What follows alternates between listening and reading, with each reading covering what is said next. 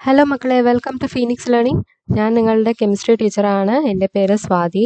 നമ്മളിപ്പോൾ 9th standard കെമിസ്ട്രിയിലെ 7ാമത്തെ ചാപ്റ്റർ നോൺ മെറ്റൽസ് ആണ് ഡിസ്കസ് ചെയ്തുകൊണ്ടിരിക്കുന്നത്.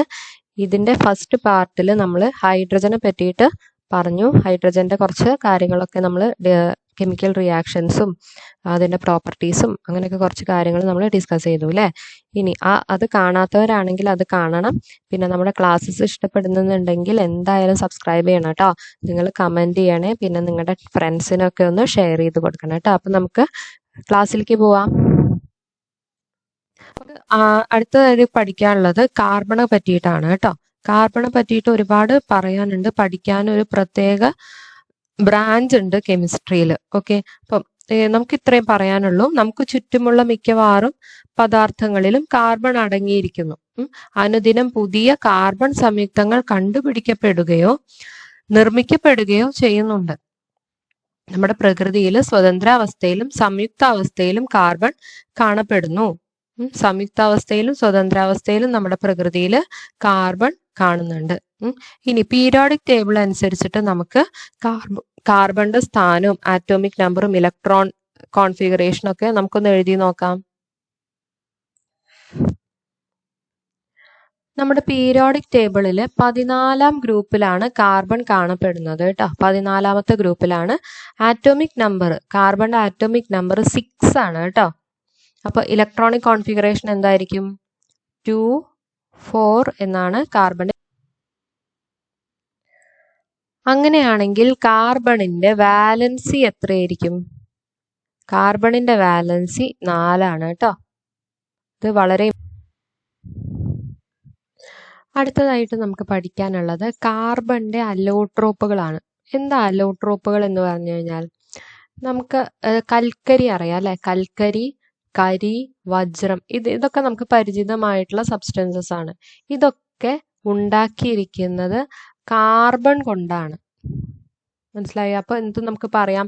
കാർബണിന്റെ വ്യത്യസ്തമായ രൂപാന്തരങ്ങളാണ് ഈ കരി, കൽക്കരി, വജ്രം എന്നൊക്കെ പറയുന്നത്. കാർബണിന്റെ വ്യത്യസ്തമായ രൂപാന്തരങ്ങൾ, അത് തന്നെയാണ് അലോട്രോപ്പ് എന്ന് പറഞ്ഞു കഴിഞ്ഞാൽ. ഇവിടെ നോക്കിക്കേ, വ്യത്യസ്ത ഭൗതിക ഗുണങ്ങളോട് കൂടിയ ഒരു മൂലകത്തിന്റെ തന്നെ വിവിധ രൂപങ്ങളെ രൂപാന്തരങ്ങൾ എന്നും ഈ പ്രതിഭാസത്തെ രൂപാന്തരത്വം എന്നും പറയുന്നു. വ്യത്യസ്ത ഭൗതിക ഗുണങ്ങളോട് കൂടിയ ഒരു മൂലകം, അതായത് കാർബൺ എന്ന മൂലകത്തിന്റെ വ്യത്യസ്ത ഡിഫറെന്റ് ഫിസിക്കൽ പ്രോപ്പർട്ടീസ് ഉള്ള വ്യത്യസ്തമായ രൂപാന്തരങ്ങൾ, അതൊക്കെയാണ് എന്ത്? കാർബണിന്റെ വ്യത്യസ്തമായ രൂപാന്തരങ്ങളാണ് ചാർക്കോള്, കോള്, ഡയമണ്ട് ഒക്കെ. ഈ ഒരു പ്രതിഭാസത്തെ നമ്മൾ എന്ത് പറയും? അലോട്രോപ്പി എന്ന് പറയും. ഓക്കെ, ഇതൊക്കെ കാർബണിന്റെ അലോട്രോപ്സ് ആണ് എന്നും അപ്പൊ കാർബണിന്റെ ഈ രൂപാന്തരങ്ങളെ രണ്ടായിട്ട് തരം തിരിച്ചിട്ടുണ്ട്. ക്രിസ്റ്റലീയ രൂപാന്തരങ്ങൾ എന്നും അമോർഫസ് രൂപാന്തരങ്ങൾ എന്നും. ഇനി ക്രിസ്റ്റലീയ രൂപാന്തരങ്ങൾക്ക് എക്സാമ്പിൾ എന്തൊക്കെയാണ്? വജ്രം, ഗ്രാഫൈറ്റ്, ഫുള്ളറീൻ, ഗ്രാഫീൻ. അതേപോലെ അമോർഫസ് രൂപാന്തരങ്ങൾക്ക് എക്സാമ്പിൾ ആണ് ചാർക്കോൾ, കോക്ക്, വിളക്കുകരി, കൽക്കരി. ക്രിസ്റ്റലീയ രൂപാന്തരങ്ങൾ ഏതൊക്കെയാണ്? വജ്രം, ഗ്രാഫൈറ്റ്, ഫുള്ളറീൻ, ഗ്രാഫീൻ. ഇനി അമോർഫസ് രൂപാന്തരങ്ങൾ എന്തൊക്കെയാണ്? ചാർക്കോള്, കോക്ക്, വിളക്കുകരി, ഇപ്പൊ ക്രിസ്റ്റലീയ രൂപാന്തരങ്ങൾ എന്ന് പറഞ്ഞാൽ എന്താണ്? ക്രിസ്റ്റലൈൻ അലോട്രോപ്സുകൾക്ക് കുറച്ച് പ്രത്യേകതകളുണ്ട്. ഒരു ഡെഫിനിറ്റ് ജോമെട്രിക്കൽ ഷേപ്പ് ഉണ്ട്, അതായത് ഒരു നിശ്ചിത ജാമിതീയ ആകൃതി ഉണ്ടാവും. ഒരു പ്രത്യേക ആകൃതിയിലായിരിക്കും കാർബൺ ആറ്റംസ് അതിൽ അറേഞ്ച് ചെയ്തിട്ടുണ്ടാവുക. ഇനി രണ്ടാമത്തതായിട്ട് പാർട്ടിക്കിൾസ് ആർ അറേഞ്ച്ഡ് ഇൻ, അതായത് കണങ്ങളെ, പാർട്ടിക്കിൾസിനെ ഒരു നിശ്ചിത ഘടനയിലായിരിക്കും അടുക്കിയിട്ടുണ്ടായിരിക്കുന്നത് ഒരു നിശ്ചിത,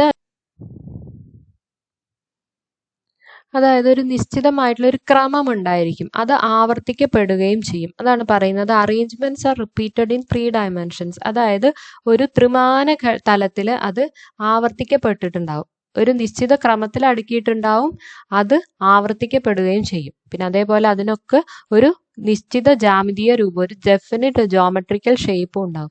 ഇതൊക്കെയാണ് ക്രിസ്റ്റലൈൻ അലോട്രോപ്പുകളുടെ പ്രത്യേകത. മനസ്സിലായ? അപ്പൊ ക്രിസ്റ്റലൈൻ അലോട്രോപ്പുകൾ എന്തൊക്കെയാന്ന് നമ്മൾ പറഞ്ഞു അല്ലെ. അതിൽ ആദ്യം നമ്മൾ പഠിക്കാൻ പോകുന്നത് വജ്രത്തെ. അപ്പൊ നമുക്ക് വജ്രത്തെ കുറിച്ച് കുറച്ച് കാര്യങ്ങൾ ഇവിടെ ഡിസ്കസ് ചെയ്യാം കേട്ടോ. It is the hardest substance in nature. നമ്മുടെ പ്രകൃതിയിലെ ഏറ്റവും കാഠിന്യം കൂടിയ ഒരു വസ്തുവാണ് ആര്? വജ്രം അല്ലേ? പ്രകൃതിയിലെ ഏറ്റവും ഹാർഡസ്റ്റ് സബ്സ്റ്റൻസ് ആണ് വജ്രം. ഇനി അതിന്റെ കാരണം എന്താണ്? അതാണ് ഇവിടെ പറയുന്നത്. Each carbon atom is covalently bonded to 4 carbon atoms. അതായത് ഓരോ കാർബൺ ആറ്റവും, വജ്രത്തിലെ ഓരോ കാർബൺ ആറ്റവും അതിനു ചുറ്റുമുള്ള 4 കാർബൺ ആറ്റങ്ങളുമായി സഹസംയോജക ബന്ധനത്തിൽ ഏർപ്പെടുന്നുണ്ട്. ഇവിടെ ഈ ഒരു ആറ്റം കൺസിഡർ ചെയ്ത് കഴിഞ്ഞാൽ അതൊരു കാർബൺ ആറ്റമാണ്. ഈ ഒരു കാർബൺ ആറ്റം അതിന് ചുറ്റുമുള്ള 4 കാർബൺ ആറ്റങ്ങളുമായിട്ട് ഇവിടെ കോവാലൻ ബോൺസ്, സഹസംയോജക ബന്ധനമാണ് ഫോം ചെയ്തിരിക്കുന്നത്. അതാണ് ഈ ഒരു ഹാർഡ്നെസ്സിന് കാരണം. മനസ്സിലായല്ലോ? ഇനി ഈ ഹാർഡ്നെസ്സിന്റെ ഇതൊക്കെ വളരെ സ്ട്രോങ് ആയിട്ടുള്ള ബോണ്ടാണ്. ഈ കോവാലൻ ബോൺസ് ഉണ്ടല്ലോ, ഓരോ കാർബണുമായിട്ടും ഫോം ചെയ്തിരിക്കുന്ന ഈ കോവാലൻ ബോൺസ് എന്ന് പറയുന്നത് വളരെ സ്ട്രോങ് ആണ്. അതുകൊണ്ടാണ് ഡയമണ്ട് ഏറ്റവും ഹാർഡസ്റ്റ് സബ്സ്റ്റൻസ് ആയത്. ഇനി ഡയമണ്ടില് ഫ്രീ ഇലക്ട്രോൺസ് ഇല്ല. കാരണം കാർബണിന്റെ വാലൻസി ഒക്കെ ഫില്ലായിട്ട് അവിടെ കിടക്കുന്നത്. അവിടെ ഫ്രീ ഇലക്ട്രോൺസ് ഇല്ല. അതുകൊണ്ട് തന്നെ they do not conduct electricity. Electricity conduct ചെയ്യണമെങ്കിൽ അവിടെ ഫ്രീ ഇലക്ട്രോൺസ് വേണമെന്ന് അറിയാം അല്ലേ? അപ്പം ഫ്രീ ഇലക്ട്രോൺസ് ഇല്ലാത്ത സ്ഥിതിക്ക് ഡയമണ്ട് എന്താ? വൈദ്യുതിയെ ഇപ്പൊ ഡയമണ്ടിന്റെ വജ്രത്തിന്റെ സവിശേഷതകൾ എന്ന് പറഞ്ഞിട്ട് കൊടുത്തിട്ടുണ്ട്. ഇതൊക്കെ തന്നെയാണ് കൊടുത്തിരിക്കുന്നത്. പോയിന്റ്സ് ആയിട്ട് പഠിക്കുക. കാഠിന്യം വളരെ കൂടുതലാണ്. നമ്മൾ പറഞ്ഞു അല്ലെ, എന്തുകൊണ്ടാണെന്ന് പറഞ്ഞു. കോവാലന്റ് ബോൺസ് കാരണമാണ്. പിന്നെ സ്ട്രോങ് ബോണ്ട് ആയതുകൊണ്ടാണ്. പിന്നെ വൈദ്യുതിയെ കടത്തിവിടുന്നില്ല. കാരണം എന്താണ്? അവിടെ ഫ്രീ ഇലക്ട്രോൺസ് ഇല്ല. ഡയമണ്ടില് ഫ്രീ ഇലക്ട്രോൺസ് ഇല്ല, സ്വതന്ത്ര ഇലക്ട്രോണുകൾ ഇല്ല. ഇനി അടുത്തത് ഉയർന്ന താപചാലകതയുണ്ട്. അതായത് ഹീറ്റിനെ നന്നായിട്ട് കടത്തിവിടും. ഇനി ഉയർന്ന അപവർത്തനാങ്കം, റിഫ്രാക്റ്റീവ് ഇൻഡെക്സ് വളരെ കൂടുതലാണ്. തിളക്കത്തിന് കാരണം അതാണ് കേട്ടോ ഡയമണ്ടിന്റെ. അപ്പം എന്തൊക്കെയാണ്? കാഠിന്യം കൂടുതലാണ്, വൈദ്യുതിയെ കടത്തിവിടുന്നില്ല, ഉയർന്ന താപചാലകതയുണ്ട്, ഉയർന്ന അപവർത്തനാങ്കമുണ്ട്. ഇതൊക്കെ പഠിച്ചോളൂ. ഇനി ഡയമണ്ടിന്റെ കുറച്ച് ഉപയോഗങ്ങൾ 2 എണ്ണേ ഉള്ളൂ കേട്ടോ പഠിക്കാൻ. ഒരെണ്ണം എന്താണ്? ആദ്യത്തത് ഓർണമെന്റ്സ് ഉണ്ടാക്കാൻ അല്ലെ, ആഭരണങ്ങൾ നിർമ്മിക്കാൻ വേണ്ടിയിട്ട് ഡയമണ്ട് ഉപയോഗിക്കുന്നുണ്ട്. അതിന് കാരണം എന്താണ്? അത് ചോദിക്കും കേട്ടോ. ആഭരണങ്ങൾ ഉണ്ടാക്കാൻ വേണ്ടിയിട്ട് ഡയമണ്ട് വജ്രം ഉപയോഗിക്കുന്നതിന്റെ കാരണം ഡയമണ്ടിന്റെ ഏത് സവിശേഷതയാണ് എന്ന് ചോദിക്കും. ഏത് സവിശേഷതയാണ്? അതിന്റെ ഉയർന്ന അപവർത്തനാങ്കമാണ് അതിന് കാരണം അല്ലെ. ഉയർന്ന അപവർത്തനാങ്കമാണ് അതിന് കാരണം. Because of its high refractive index. അതാണ് ആഭരണം നിർമ്മിക്കാൻ ഡയമണ്ട് ഉപയോഗിക്കുന്നതിന്റെ കാരണം. ഇനി അടുത്ത ഒരു ഉപയോഗം ഗ്ലാസസ്, ഫോർ കട്ടിംഗ് ഗ്ലാസസ്. അതായത് ഗ്ലാസ് മുറിക്കാൻ വേണ്ടിയിട്ട് നമ്മൾ ഡയമണ്ടിനെ ഉപയോഗിക്കും. കാരണം എന്താണ്? നമ്മൾ പറഞ്ഞു diamond is the hardest substance in the nature അല്ലെ. അതായത് ഡയമണ്ട് ഏറ്റവും കാഠിന്യം കൂടിയ പദാർത്ഥമാണ് വജ്രം എന്ന് പറയുന്നത്. അതുകൊണ്ട് വജ്രത്തിന്റെ ഹാർഡ്നെസ് തന്നെയാണ് അതിന് കാരണം. ഗ്ലാസ് മുറിക്കാൻ വേണ്ടിയിട്ട് നമ്മൾ വജ്രം ഉപയോഗിക്കുന്നതിന്റെ കാരണം അതിന്റെ കാഠിന്യം തന്നെയാണ്, ഉയർന്ന കാഠിന്യം.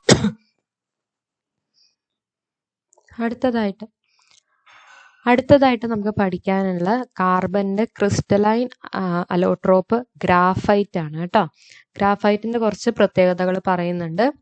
Each carbon is covalently bonded to 3 other carbon atoms. ഇതിൽ നമ്മൾ ഏതൊരു കാർബൺ എടുത്താലും അത് മറ്റ് 3 കാർബൺ ആറ്റംസും ആയിട്ടാണ് സഹസംയോജക ബന്ധനത്തിൽ ഏർപ്പെട്ടിരിക്കുന്നത്. അപ്പോൾ ഈ ഒരു കാർബൺ ആറ്റം നമ്മൾ എടുത്തു കഴിഞ്ഞാൽ അത് മറ്റ് 3 കാർബൺ ആറ്റങ്ങളുമായിട്ടാണ് സഹസംയോജക ബന്ധനത്തിൽ ഏർപ്പെട്ടിരിക്കുന്നത്.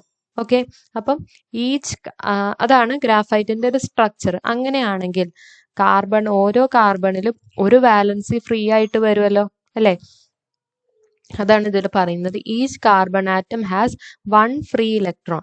അപ്പം ഒരു കാർബൺ ആറ്റം മറ്റു 3 കാർബൺ ആറ്റങ്ങളുമായിട്ട് സഹസംയോജക ബന്ധനത്തിൽ ഉണ്ടെന്നുണ്ടെങ്കിൽ അതിന്റെ ഒരു ഇലക്ട്രോൺ ഫ്രീ ആയിട്ട് ഇരിക്കുന്നുണ്ടാവും. അതാണ് ഇവിടെ പറയുന്നത് each carbon atom has 1 free electron. ഇനി നമ്മുടെ ഗ്രാഫൈറ്റിന്റെ ഈ സ്ട്രക്ചർ നോക്കിയാൽ അറിയാം. ഇതൊരു ലെയറാണ്, ഇതൊരു ലെയറാണ്, ഇതൊരു ലെയറാണ്. ഇതുപോലെ ഒരു ലെയേർഡ് സ്ട്രക്ചറാണ് ഗ്രാഫൈറ്റിനുള്ളത്. അതായത് ഒരു ലെയറിന്റെ മുകളിൽ മറ്റ് ലെയർ ഇങ്ങനെ അടുക്കി വെച്ചിരിക്കുന്ന തരത്തിലുള്ള ഒരു സ്ട്രക്ചർ. അതായത് ഒരു പാളിക്ക് മീതെ മറ്റു പാളികൾ മീതയ്ക്ക് മീതെ പാളികൾ അടുക്കി വെച്ചിരിക്കുന്ന രീതിയിലുള്ള ഒരു സ്ട്രക്ചറാണ് ഗ്രാഫൈറ്റിനുള്ളത്. അതാണ് ലെയേർഡ് സ്ട്രക്ചർ എന്ന് പറയുന്നത്. ഇനി no covalent bonding between layers, അതായത് പാളികൾക്കിടയിൽ സഹസംയോജക ബന്ധനം ഇല്ല. നമ്മൾ ഡയമണ്ടിന്റെ കാര്യം പറഞ്ഞു. ഓരോ കാർബൺ ആറ്റവും മറ്റ് 4 കാർബൺ ആറ്റംസുമായിട്ട് സഹസംയോജക ബന്ധനം ഉണ്ട്. അതായത് നല്ലൊരു സ്ട്രോങ് ബോണ്ടാണ് അവിടെ ഫോം ചെയ്തിരിക്കുന്നത്. പക്ഷെ ഈ ഗ്രാഫൈറ്റിന്റെ കേസിൽ പാളികൾക്കിടയിൽ സഹസംയോജക ബന്ധനം ഇല്ല. അപ്പൊ എന്താണ് അവിടെ ഒരു വീക്ക് ഫോഴ്സ് ഓഫ് അട്രാക്ഷൻ ആണുള്ളത് അല്ലെ? ദുർബലമായ ആകർഷണ ബലമാണ് പാളികൾക്കിടയിലുള്ളത്. പാളികളിലല്ല, പാളികൾക്കിടയിൽ ദുർബലമായൊരു ഫോഴ്സ് ഓഫ് അട്രാക്ഷൻ ആണുള്ളത്. അതുകൊണ്ട് തന്നെ അവ തമ്മിൽ തെന്നി മാറാൻ ചാൻസ് ഉണ്ട്. പാളികൾ തമ്മിൽ ഇങ്ങനെ തെന്നി മാറുന്ന ഒരു പ്രോപ്പർട്ടി ഉണ്ട് ഗ്രാഫൈറ്റിന്. അപ്പൊ ഈ തെന്നി മാറുന്ന ആ ഒരു പ്രത്യേകത ഉള്ളതുകൊണ്ട് തന്നെ ഗ്രാഫൈറ്റിനെ നമ്മൾ സ്നേഹകങ്ങളായിട്ട് ഉപയോഗിക്കും. They are used as lubricants. Lubricant ആയിട്ട് നമ്മൾ ഗ്രാഫൈറ്റിനെ യൂസ് ചെയ്യും. അപ്പൊ എന്തുകൊണ്ടാണ് ഇങ്ങനെ ചോദ്യം വരും? എന്തുകൊണ്ടാണ് ഗ്രാഫൈറ്റിനെ സ്നേഹകമായിട്ട് യൂസ് ചെയ്യുന്നത്? എന്തുകൊണ്ടാണ്? ഗ്രാഫൈറ്റിന്റെ സ്ട്രക്ചർ എന്ന് പറയുന്നത് പാളികൾ ഒന്നിനു മീതെ അടുക്കി വെച്ചിരിക്കുന്ന രീതിയിലുള്ള ഒരു സ്ട്രക്ചറാണ് ഉള്ളത്. അതുകൊണ്ട് തന്നെ പാളികൾ തമ്മിൽ തെന്നി മാറുന്ന ഒരു പ്രത്യേകതയുണ്ട്. പാളികൾ തമ്മിൽ സഹസംയോജക ബന്ധനം ഇല്ലാത്തതുകൊണ്ട് തന്നെ തെന്നി മാറാനുള്ള ഒരു പ്രത്യേകത ഗ്രാഫൈറ്റിനുണ്ട്. അതുകൊണ്ട് തന്നെ ഗ്രാഫൈറ്റ്. അടുത്തതായിട്ട് നമുക്ക് പഠിക്കാനുള്ള കാർബണിന്റെ ക്രിസ്റ്റലൈൻ അലോട്രോപ്പാണ് ഗ്രാഫീൻ. ഗ്രാഫീനിന്റെ ഘടന എങ്ങനെയാന്ന് നമുക്ക് നോക്കാം. ദ്വിമാന ഷഡ്ഭുജ ആകൃതിയിലുള്ള കാർബൺ വലയങ്ങൾ ചേർന്ന പാളികളാണ് ഗ്രാഫീൻ. ദ്വിമാന ഷഡ്ഭുജാകൃതി എന്ന് പറഞ്ഞാൽ 2 ഡയമെൻഷണൽ ഹെക്സഗണൽ സ്ട്രക്ചർ. ഒരു 2 ഡയമെൻഷണൽ സ്ട്രക്ചർ ആണുള്ളത് ഗ്രാഫീനിൽ. ദ്വിമാന ഷഡ്ഭുജം, ഹെക്സഗൺ. നമുക്ക് ഗ്രാഫീന്റെ ഈ ചിത്രം നോക്കിയാൽ കാണാം. ഇവിടെ ഹെക്സഗണൽ കുറെ കാർബൺ ആറ്റംസ് ഹെക്സഗണൽ ഷേപ്പിൽ ഇവിടെ അറേഞ്ച് ചെയ്തിട്ടുണ്ട്. അവ തമ്മിൽ ഇങ്ങനെ ഒരു പാളി പോലെ അറേഞ്ച് ചെയ്തിട്ടുണ്ട് അല്ലെ, ഒരു ലെയർ ആയിട്ട്. ഗ്രാഫൈറ്റിന്റെ ഒരു പാളിക്ക് സമാനമാണ് ഗ്രാഫീൻ. ഗ്രാഫൈറ്റിന്റെ ഒരു പാളി എങ്ങനെ നമുക്ക് കണ്ടു അല്ലെ? ഒരു കാർബൺ ആറ്റം മറ്റ് 3 കാർബൺ ആറ്റംസുമായിട്ടാണ് ബോണ്ട് ചെയ്തിരിക്കുന്നത് ഗ്രാഫൈറ്റിന്റെ ഒരു പാളിയിൽ. അതേപോലത്തെ ഒരൊറ്റ പാളിയാണ് ഗ്രാഫീൻ. ഓക്കെ, ഗ്രാഫൈറ്റിലാണെങ്കിൽ കുറെ പാളികൾ ഒന്നിനു മീതെ ഒന്നായിട്ട് അറേഞ്ച് ചെയ്ത് വെച്ചിട്ടുണ്ട്. ഗ്രാഫൈറ്റിന്റെ ഒരു പാളിക്ക് സമാനമാണ് ഗ്രാഫീൻ. ഓക്കെ, ക്ലിയർ ആയല്ലോ?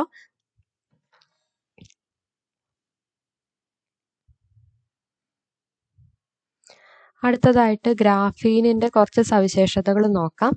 സ്റ്റീലിന്റെ 200-1 ഭാരവും അലുമിനിയത്തിന്റെ 5-1 ഭാരവും ഉണ്ട് ഗ്രാഫീനിന് കേട്ടോ. ഒന്ന് പഠിച്ചു വെക്കുക കേട്ടോ. സ്റ്റീലിന്റെ 200-1 ഭാരമുണ്ട്, അലുമിനിയത്തിന്റെ 5-1 ഭാരമുണ്ട് ആർക്ക്? ഗ്രാഫീനിന്. പിന്നെ ഉയർന്ന വൈദ്യുത ചാലകത, ഹൈ ഇലക്ട്രിക്കൽ കണ്ടക്ടിവിറ്റി കേട്ടോ. നല്ല ഹൈ ഇലക്ട്രിക്കൽ കണ്ടക്ടിവിറ്റി, അതായത് നന്നായി ഇലക്ട്രിസിറ്റീനെ പാസ് ചെയ്യും. പിന്നെ അടുത്തത് ഉയർന്ന താപചാലകത, അതായത് നല്ല തെർമൽ കണ്ടക്ടിവിറ്റി ഉണ്ട്, ഹീറ്റിനെ നന്നായിട്ട് കടത്തിവിടും. മനസ്സിലായല്ലോ? അപ്പം സ്റ്റീലിന്റെ 200-1 ഭാരവും അലുമിനിയത്തിന്റെ 5-1 ഭാരവും ഉണ്ട് ഗ്രാഫീനിന്. ഉയർന്ന താപചാലകതയുണ്ട്, ഉയർന്ന വൈദ്യുത ചാലകതയുണ്ട്. ഇനി അതിന്റെ യൂസ് എന്താണ്? നാനോ ടെക്നോളജി രംഗത്ത് വൻ വിപ്ലവം ഉണ്ടാക്കാൻ കഴിയുന്ന പദാർത്ഥമായി ഗ്രാഫീൻ മാറിയിട്ടുണ്ട്. അപ്പം അതിന്റെ യൂസ് എന്താണ്? നാനോ ടെക്നോളജി രംഗത്ത് വൻ വിപ്ലവം. നാനോ ടെക്നോളജി രംഗത്ത് നമ്മൾ ഗ്രാഫീൻ യൂസ് ചെയ്യുന്നു. അതാണ് ഗ്രാഫീനിൻ്റെ ഒരു ഉപയോഗം എന്ന് പറയുന്നത്. ഒരു ഉപയോഗം തന്നെയാണ് കേട്ടോ പഠിക്കാനുള്ളൂ. അപ്പം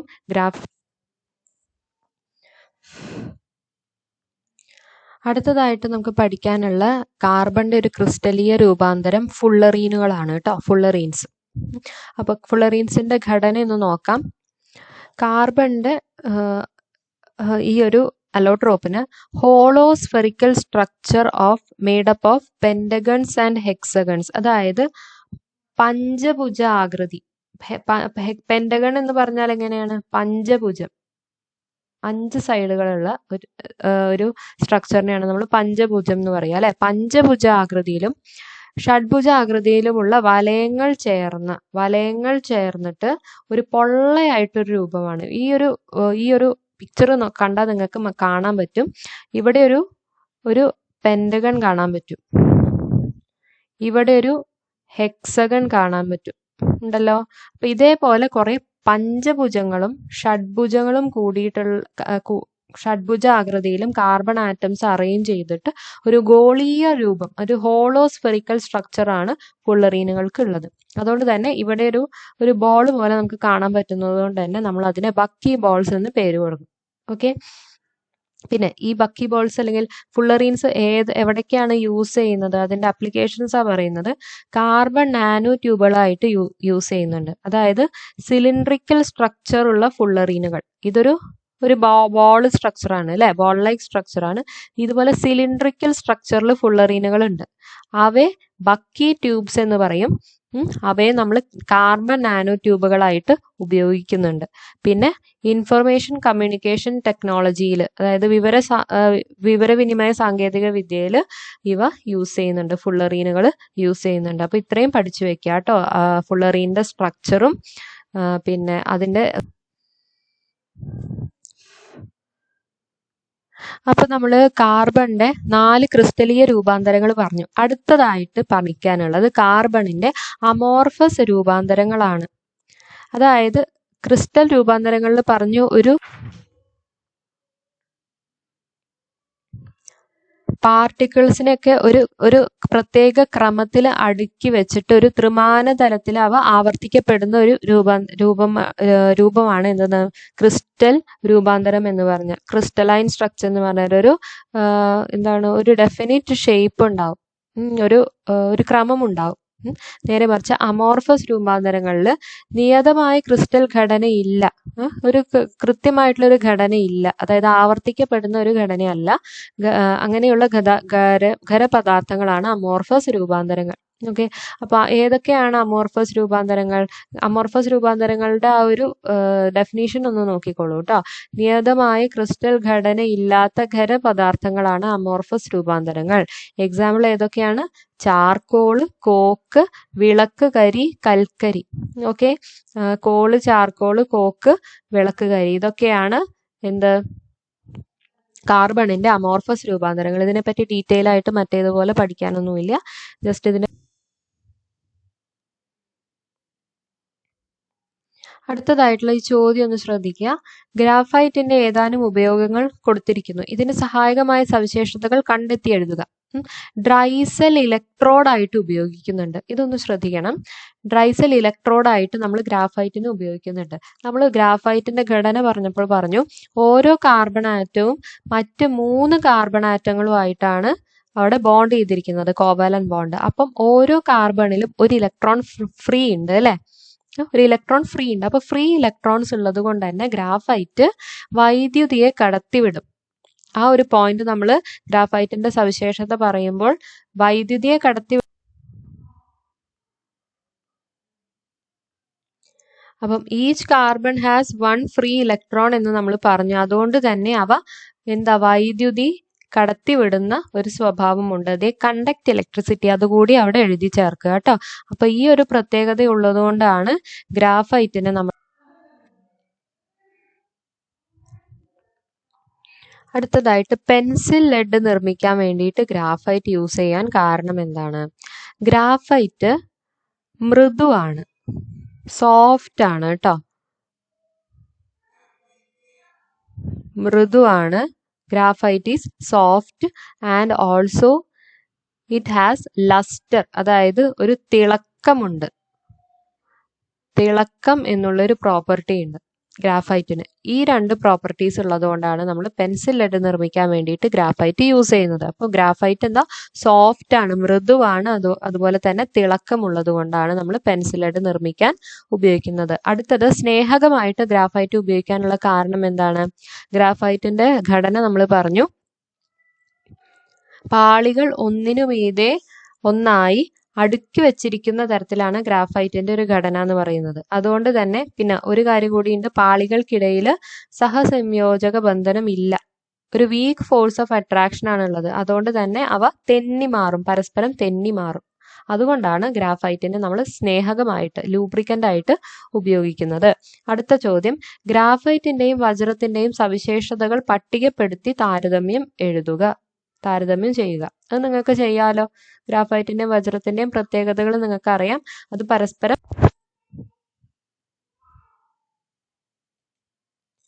അപ്പം നമ്മൾ ഇന്നത്തെ ക്ലാസ്സിൽ കാർബണിന്റെ കുറച്ച് പ്രത്യേകതകൾ, അതിന്റെ രൂപാന്തരങ്ങളൊക്കെ പഠിച്ചു അല്ലേ.